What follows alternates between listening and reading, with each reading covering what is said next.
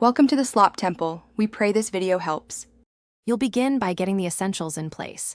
Install the GitHub app, and if you want full Git features, add working copy. Sign into your account and enable two-factor authentication for security. Once done, create a new repository or open an existing repository in the GitHub app. Make a quick README change in the app to confirm write access.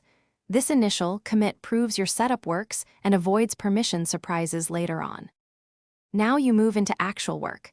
For quick edits, use the GitHub app's built-in editor. For real Git workflows, use working copy, which handles branching, staging, and merges.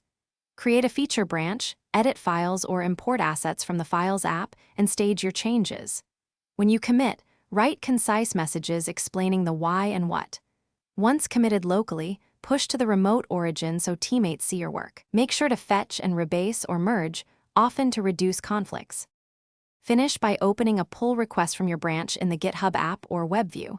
Add reviewers and a clear description of changes. Once approved, merge the PR and delete the branch to keep the repo tidy. If you encounter merge conflicts, resolve them in working copy where you can see diffs, or use the web editor for simple fixes. If things go wrong, first verify your authentication, network connectivity, and repository permissions. These are the most common blockers.